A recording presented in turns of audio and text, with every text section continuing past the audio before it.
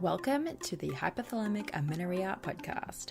I'm Dani Sheriff, your host, certified fertility awareness practitioner, functional nutrition counselor, and founder of the HA Society, and of course, an HA recovery coach who has walked where you currently are walking.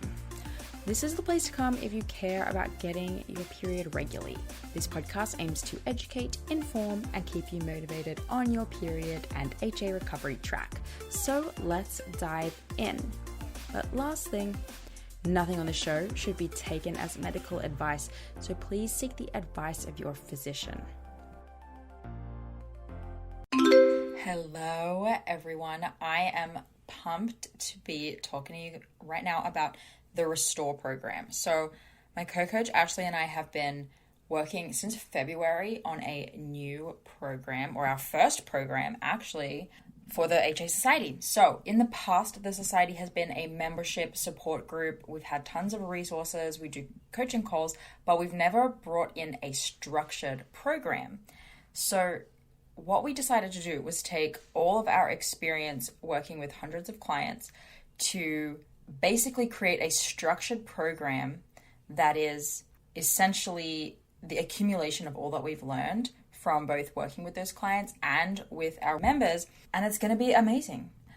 Over 10 weeks, you're going to learn everything you need to know about how HA works, about how to approach nutrition, about how to approach exercise, how to approach lifestyle, and most importantly, all of it will have the underlying focus on mindset and making sure that you're approaching this in a way that is sustainable and that's actually going to help you recover forever.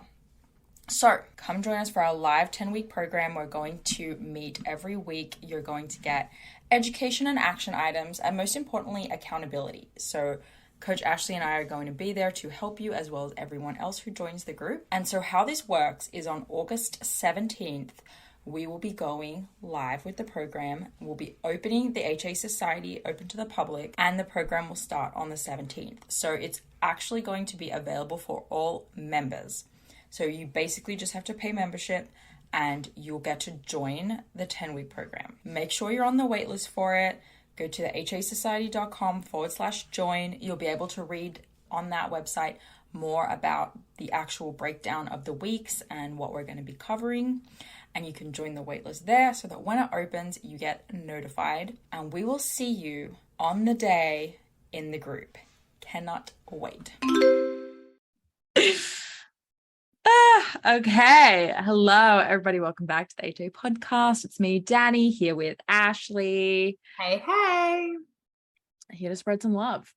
Yeah. So I'm just going to dive in. Dani, how is your time off? And I think other people are actually going to be super interested in knowing that, like, you run a business.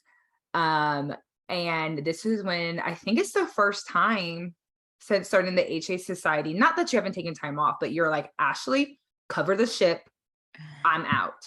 Yeah. Like real time. It's so our culture. I think it's a very American culture in particular to be like, I'm like mostly taking time off. Yes. You know what I mean? And even to a degree that was still the case, right? Like I was still kind of in there, but it was, like I'm under no illusions that that's also unacceptable, but it's such a thing to be like, so I made a point to go on this trip and not be like, but if anyone needs me, like, just shoot me a text, you know. I'm like not setting those expectations. Like, obviously, you know that, but the act of saying it is like basically saying I'm bullshitting my time off. And so it was very important to me to be like, no, I'm taking time off. Like, there's a boundary here. And yeah, as someone who owns a business, it's really hard. But even as someone who doesn't, I think these days it's really, really difficult. And it was amazing. Well, you touched on something that I just love. I think it's more scary when we say it out loud and then we have to be accountable to it. Like, no, really, like, I'm off. Yeah. Like it's such, I think it's such people pleasing behavior to be like, but if you need me.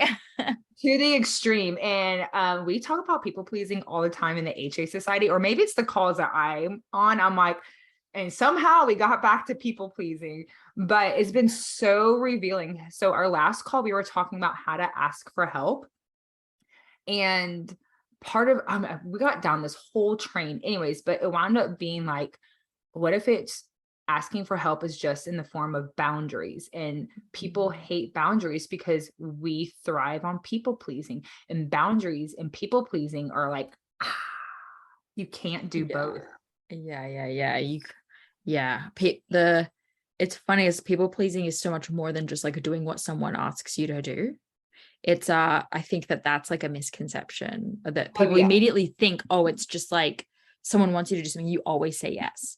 And that's not really, that's like a dent in what it really means. So back to your vacation, because I know that I had to get a hold of you. I'm like, send out all the signals. Like I almost like messaged Jake on Instagram because I just needed to know what to get Zara for her birthday. Oh yeah, you called me on the phone. I was like, whoa, something's wrong. So like, what size is she? No, but how good was that? I loved it. So yeah, it was amazing. I had so much less screen time. I feel like we're always in the group, always on client calls, always on the computer. And I like get up off my desk and I'm going down the stairs, switching on my phone because I need to now like check this other thing. And so I took a full on break, and I noticed. So at night when I'm reading my book, like I read my book in bed every night, and I kind of can feel like my eyes hurt. And so I put eye drops in my eyes every night because I can feel that they're like sore, like dry skin. And I wear my blue blocking glasses and all that stuff. And it just doesn't work. And this 2 weeks that resolved most of the way.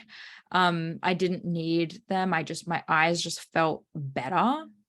And so it was really interesting. I think like it all happens like on such a micro level over time that we don't realize just how affected we are by all this screen time. It's so true, because I know like when I really pushed it is when I feel like I legit go blind, where I'm like, oh my gosh. Have you ever had this thing happen? Someone listening has had it. And I think it's like, I sometimes am reading in too low a light. I don't know. And my eyes are super tired. And you'll be looking at something, and will your eyes like flicker, and you'll almost like it's like trying to adjust. Yeah. And it's this weird moment, and you kind of freak out. You think something's wrong. No, I really start to freak out is when my eyes get that fatigue that I will literally, I can't read signs to where it's all blurry and I can't make out the letters. And I'm like, oh my gosh. Yeah. I mean, that's me. Officially done it. So I moved here into Texas in like 2018, and I moved to the States in 2016. We first lived in California. And so my eyesight was 20/20 in Australia, and it was 20/20 in California. And then I moved to Texas, and I am blind. At least it feels like it. I'm completely blind for anything like a meter away from me. And I have a strong hypothesis that when I lived in Australia and California, I did a lot of driving.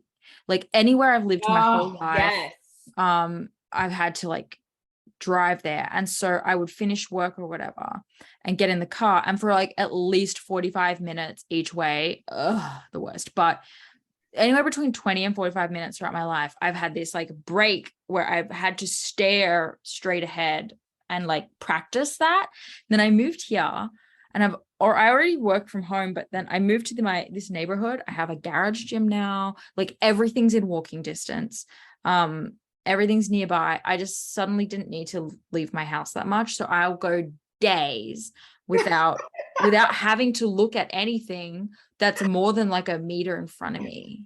Yes. No, I think you and I were talking about this where I was like, I really think the screen time is legit making me blind. And so that's probably not proper, but it's so fatigued. And you're right, because like we don't drive, so there's no long distance. And I'm sure everyone's like, good work hygiene is taking a break. And I forget about that because I get so entrenched in it. But you're right. It's probably because we don't do any long distance looking. So I'm looking out my I know. window. It's like, what do we do? Do we switch to like voice calls? Yeah, we have voice calls only so I can look outside. No, but that's the thing. So if anyone else is experiencing this, you're not alone where you're mysteriously getting more and more blind, because that is the story over here. How depressing. Okay, well, Kaylee, our friend Kaylee, she's been on the show a whole bunch. You know what? Shout out to Kaylee. She's been on the show a bunch. She's been in the HA Society. She's taught us so much shit. She has Restore and Reconnect, which is not associated with our Restore program. Restore and Reconnect, her own weekend conference, essentially, is gonna be incredible. And Ashley and I are gonna be there, by the way. When is that thing? That is here. I think it's October. We're not going to butcher it. We're going to check it. But while you're checking the dates, I did see that it's a lineup of 2 days worth of food, like great food. I checked that out. And so actually October 15 to 16, y'all. If you are able to get to Austin, Texas, October 15 to 16, R&R weekend, hosted by our girl Kaylee McDevitt at Kaylee RD. And you can use the code +1. Like, we don't get anything from it. I just know that it's a code +1. You get like $50 off. Yes. Yeah, she sent an email out and I was like, damn. You get $50 off your ticket. It's gonna be awesome. We're gonna be there. We have a table. I'm helping Kaylee make decorations sometime in the coming weeks, and I'm there to soak up all this good. She's there to just like be the vibe. Yeah, take the pics, enjoy. Yeah, I'm just pumped about it. I should put a link to that in the show notes, but just like go to Kaylee's Instagram, because she's in trouble off me. She's in trouble off me because, I care a lot about digital marketing. I care a lot about the website, how it works, that everyone's inside of the ecosystem, that it's flowing. You go to Kaylee, girlfriend, your website. It doesn't have a link to Restore, Reconnect anywhere. You're sending me emails about signing up, but like there's no link to the sign up page. I've had to dive through emails to try and find these links. Like, my girl just like needs me over there. I sent her an email back. I was like, here are some things that you need to fix. Dani's very much like that. She's like, so like, what did you call it? We were talking about something and you're like, the highway. And I was like, that's a really great way of looking at marketing. You're like, the highway already has the Restore, so we can't talk about this. Like, what did you call it? It wasn't the highway. It was like the environment. No, you had such a great analogy for it. Anyways, I'll have to remember. What do you mean it already talks about Restore? No, because we were going to talk about something else. And then like, you were like, no, I think like the highway is already like, we're talking about Restore. So we can't add anything to it. Anyways, she had this great marketing analogy. It was amazing. And I'm sure it was just like, look, here's what's coming up on the pipeline. And so these are the things we need to tell our audience about. Yes. And we must be very clear about how the audience gets to the thing. 100% super important. This is marketing tips with the HA podcast. Anyways, back to things people actually care about. I believe you felt strongly today about discussing body image. So it sounds like something's happened that's made your brain go, we must discuss this. Yes. No, I think this is so good because I was like, I can't be the only one. So interesting. I'm on day 2, day 3 of my cycle now. So of course it was like a few days before I was feeling super bloated and blah. And then like my friend took pictures of me and I was like, is that me? I totally went down that spiral. I was like, is that me? Oh my gosh. Like, I can't believe, like, that's not how I think I look. Like, what is going on? Like, am I delusion? Just spiraling, right? And so it was so interesting that even now, like, it was like, okay, I'm going to get my life together and I'm going to start doing this, this, and this, right? It was totally HA habits. Just, and then so obviously I didn't. Getting my life together. I'm getting my life together. I'm going to start dieting. All the HA thoughts. Clearly I did not. Right. But and then obviously like my period started, and then like I feel fine day 2 and day 3. Like I actually feel great. But it really got me thinking like, okay, hold on. I've legit been the same weight since I've recovered. Nothing has changed. What? Like, where is this coming from? Like, not that like, oh, I can't believe I had bad body image day, but just like, where is this coming from? And like, I realized I feel like I haven't been able to make any goals gym wise because life with a toddler has been so erratic. And it's not like, oh, I didn't make it to the gym, I can't eat this, or in like it wasn't the same as before with like HA, right? Totally. Cause like I was fine. I was like, she's sick, we're gonna be okay. We just spent the whole weekend on the couch. Like we're fine. Like I wasn't freaking out about any of that. But I think I was just not being able to feel like I wasn't making any momentum. I'm feeling really stuck, not moving forward. And that's what I was really frustrated about. And then I was like, I think this is actually the root of my bad body image day, was because I can't immediately fix having a toddler, being in this weird transition, not having time, to train, to do what I want to do, all these other things. And so because I can't immediately fix that, I can immediately try to fix my body.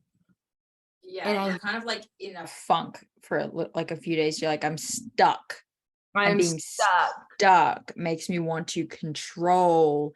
So, Yeah. I mean, that happens to me all the time. I completely relate to that.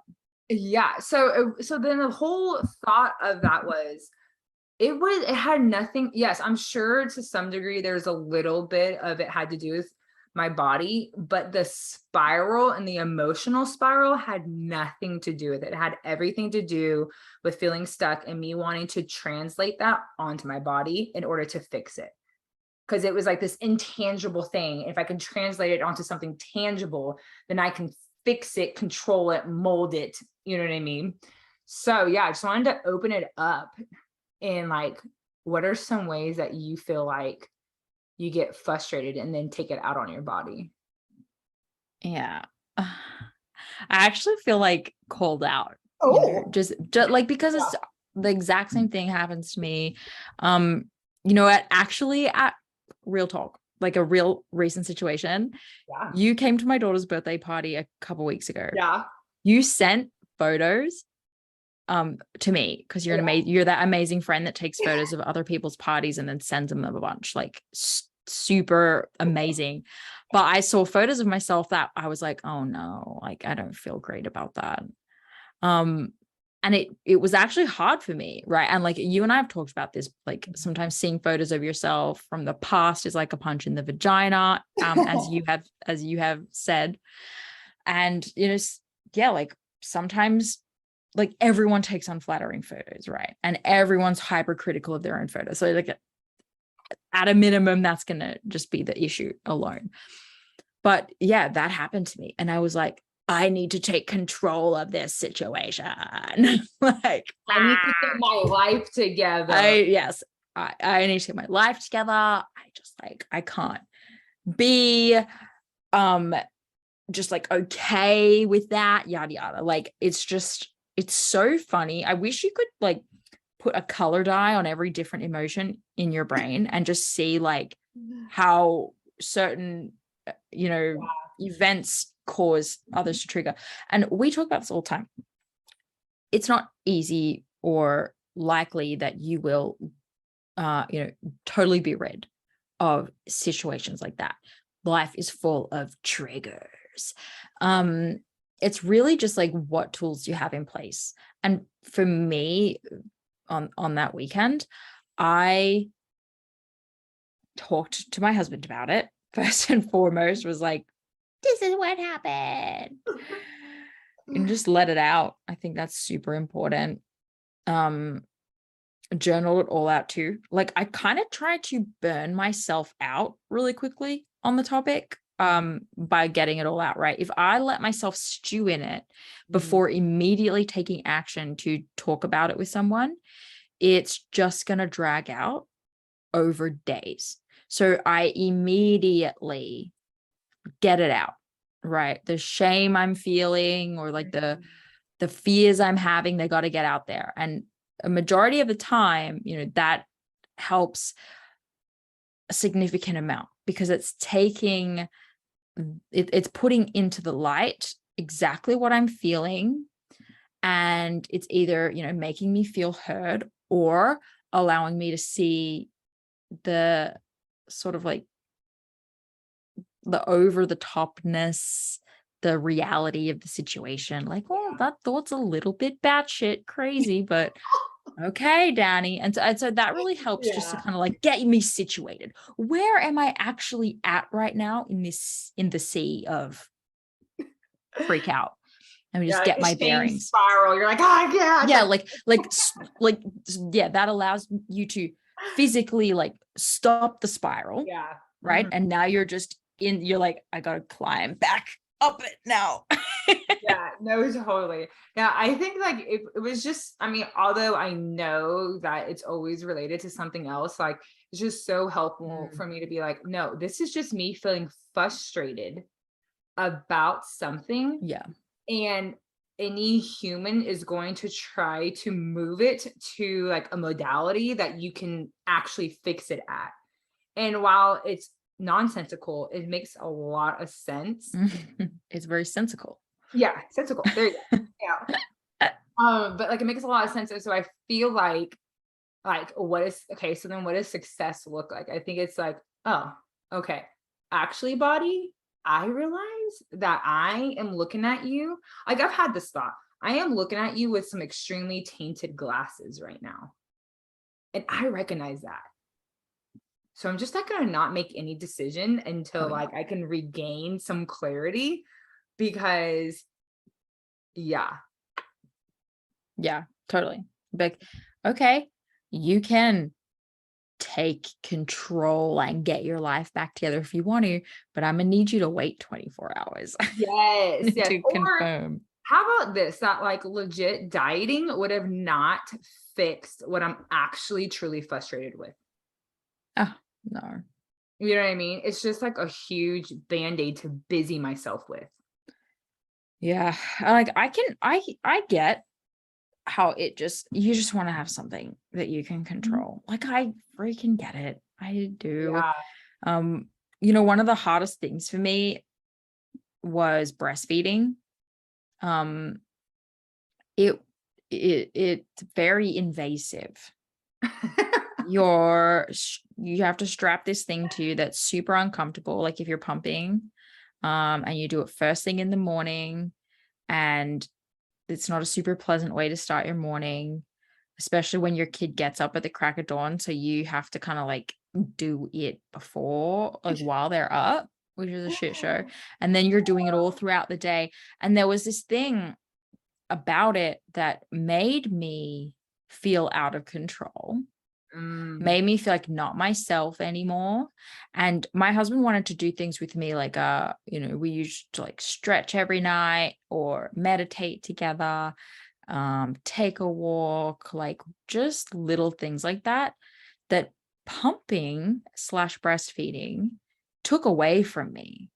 I knew what was happening, and I told him, I was like, you can do your ROMWOD stretch sesh, I'm not going to do it. Like I am so overwhelmed by how much this is taking from me and my life that I'm like quitting some shit. It's so true. It seemed like obviously like I wasn't able to breastfeed for a variety of reasons.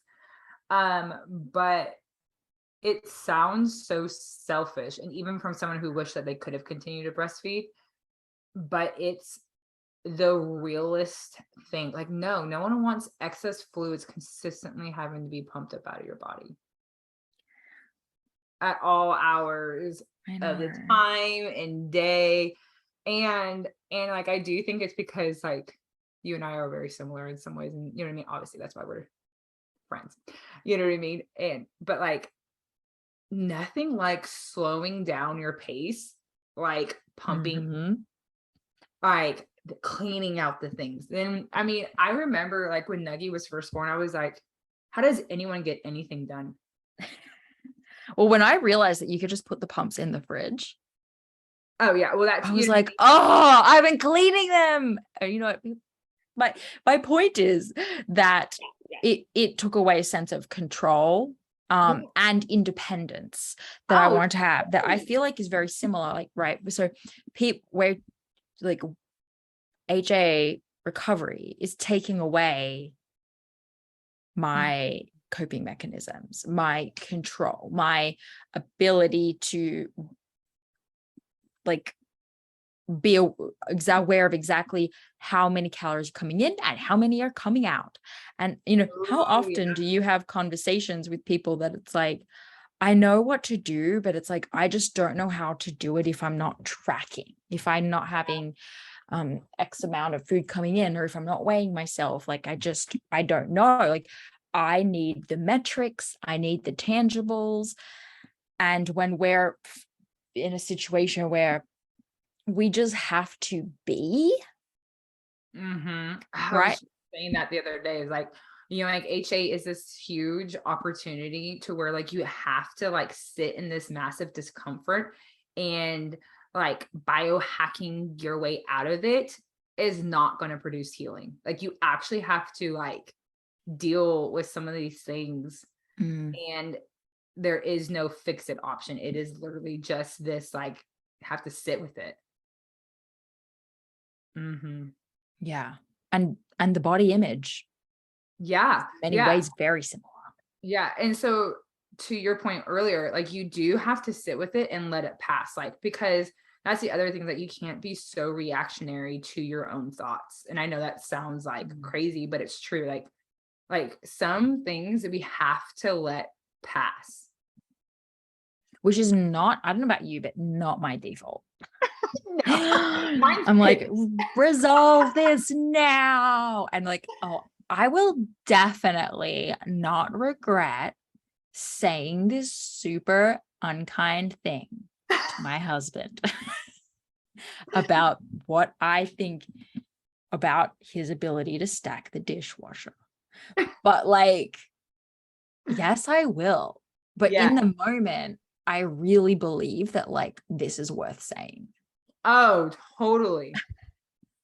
Yeah, some things are worth sitting on for a while. That's wisdom right there, where you're like, this doesn't feel right. This feels, you know what I mean? Like this, or it feels too good to where you're like, this is It feels so good to like take control. Yeah. Or at least think that you're taking control. The illusion that you're taking control. You're taking control of like the fake control. But yeah, what actually is control is the ability to put your hands down, like is your ability to stop and wait it out. Like that is actually control. And isn't that what you really want? Is like, it's because we come into this when we're fully motivated, being like, I want to basically like take back control of my eating disorder or of my health. But then we get frustrated because we act like, now I just want to take back control of like my weight loss and my food, yada, because I'm reaching a tough point. Like motivation is a bit less and frustration is a bit higher. But this is where, like you said, that's wisdom, right? When you can identify that it's happening, and even though it's hard, stop and wait and let it pass. That is when you are actually developing control. Oh yeah. It is like, you know what, the more and more I think about, the more like this fake control, it's like, it is ridiculously like hypocritical almost, right? It's like, I'm taking back control by actually not exercising control. You know, so much of what we're all going through is actually like a bit hypocritical or contradictory, like oxymoron. Maybe that's the, you know what I mean? It's like, it's actually wild. I was talking about this earlier too, of a lot of times we feel like in a loss of identity, we feel like this loss of uniqueness. Like you talk about this all the time. I want to be special. I want a loss of feeling special because we no longer have like a leaner body, or like we're moving away from a leaner body. But one thing I was posing to the group during one of our Saturday calls is that's actually just conformity, because you're not unique because It's you're lean. exactly what You're you're not going unique exactly where I because was you have a six pack. You're actually one of many. It's like You're the opposite. all your work, your brain is telling you this is what will make you unique and special and stand out, but all you're really doing is following Conformity. everyone else. Yeah. Which was which is very interesting, because I was talking about this with the client of sometimes whenever we have disordered eating or like an eating disorder, we feel special with that.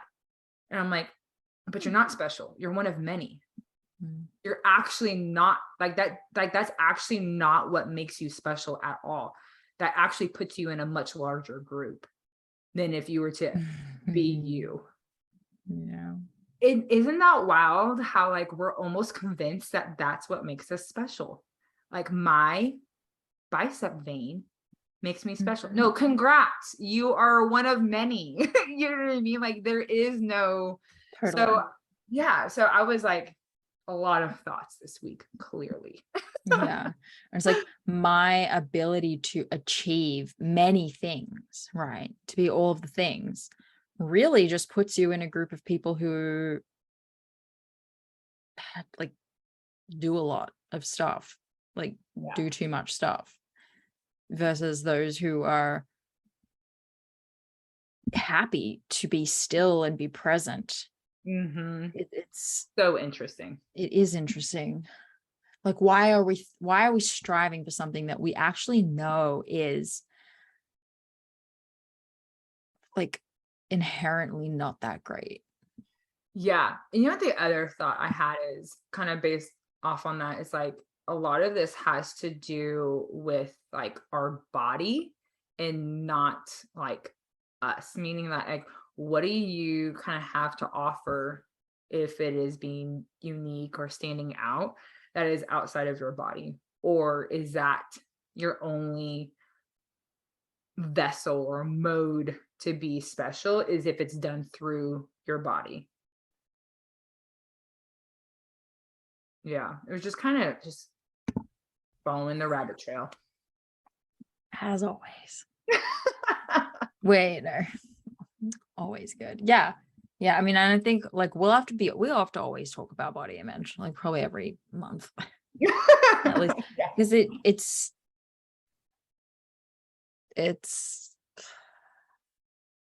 a shit show out there. I was talking to someone else recently about like some of the things that I think like contributed to me the most when I was younger. So I actually had a really healthy relationship with food as a child. My mom has never had a weird relationship with food. Everything was in abundance. The most I got in trouble for was like the fact that mom would go grocery shopping and buy food that's meant to last a week. I would just I ate it all, and like I can see how that might be frustrating. But I just have, vivid memories of like certain things that happened or have been said or how I've been compared to by others. And so I think, first of all, the most important thing is to stop making comments on people's bodies.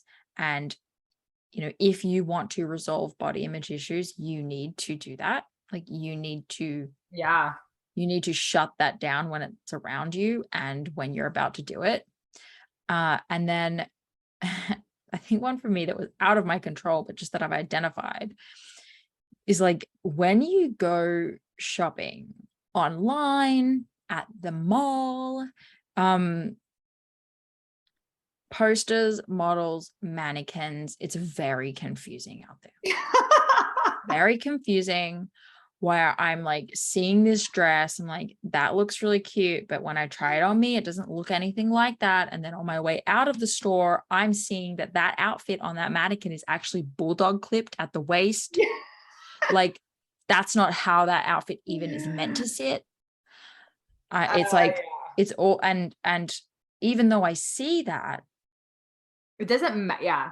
it doesn't matter. It's like, I'm not enough. And like, when I say don't comment on bodies, I mean like in any possible way.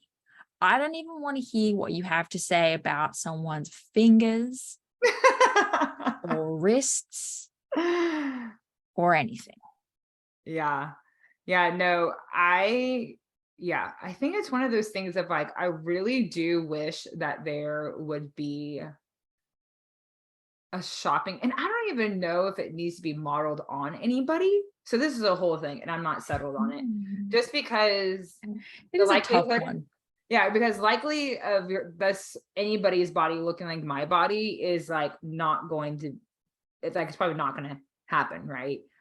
So I'm just like, what if you just showed the actual piece of clothing? I get the need for the model. We just have to look at it realizing that like the range and how this is going to sit on people is so varied. So like my main example is sports bras. Look, you go on, and these sports bras in these photos, they look like they're doing their job, but I have to look really carefully. They look like they're doing their job. Because I have to look really carefully at the neckline, because these models don't got boobs, and that's totally fine. But if I buy this bra, I will come out the top. And like, so those little things, like you have to really know how it, like how the clothing needs to function. But yeah, you know what? At the end of the day, like, kudos to all these brands allowing free returns. Like, that's just, I think that's where it's at. I think that's fair. Yeah. But I get the need for models. I think companies are really going in the right direction with getting, like, some brands do have photos of the same outfit on different models. I don't know if you've seen that. I do appreciate that. I totally appreciate that, right? Yeah, I just don't, maybe we could just start with like not bulldog clipping the clothing. This is what it's like, maybe we'll just start with that. But yeah, I mean, yeah, I do think it's interesting. But I've been doing this Amazon Prime shopping because I'm still looking for clothes to just be delivered to my house that fit. Still in the endless thing. And I actually do enjoy when they just show just a picture of like the dress, although I'm sure it's being modeled on somebody, but they've completely like removed the person. It doesn't bother me. Like, I don't think I'm any less likely to like wear it or pick it or choose it. And I kind of just like me just seeing a piece of clothing and me being able to make my own opinion about it rather than it being influenced by so many different things. Yeah, maybe you're right, because it's like having it on a model is saying it's supposed to look like this. Yeah, I think to some degree there's going to be still some subconscious things that are sent through. And again, it's not for everybody to like work around, whatever. But I think if the clothing is bomb, let it speak for itself. Like, if it's, you know what I mean? If I'm going to try it on, it's probably because there's something about it that I liked, and it does remove that whole like, what is it supposed to look like? Yeah, I like that. If you have a confusing piece that requires, then I'm probably just not going to be about it, because that's just not the life I'm living. If I can't look at this and understand how to put it on by just looking at it, I am not going to put it on. Yeah, I'm not going to look at I hear that. Okay, I hear that. All right. Well, thanks, dude. Thanks for hanging out with me. Shall we go and do client rounds? Yes, absolutely. Okay. Thanks, everyone, for hanging out with us today. Hope this was fun. We'll answer some questions in the next episode. I have like a little bank building up for us. And if you want to go hang out with Ashley, she is on Instagram, Ashley_Marie_Smith_. And I'm at Dani Sheriff, and we cannot wait to talk to you guys next week. Bye. Hi, Welcome to your neighborhood pharmacy. Hi, I've got a prescription for diabetes test strips. How much is the copay? Well, it depends on your type of commercial insurance and factoring in your yearly spend, subtracting the deductibles, also depending on your monthly allowance. Why can't there be a better option? Or you could try Contour Next test strips. A 35 count's only $19.99 over the counter and proven to be highly accurate. Go to contournext.com/radio to see if over-the-counter strips are a more affordable option for you. I think I'll try Contour Next. Thank you so much for listening today, guys. Please subscribe to the podcast, and if you could head to iTunes specifically and leave a rating or review, that would help so much because it makes it easier for other people with HA who are Googling around to find the podcast really easily. So if you do that, you're doing a service to all of the women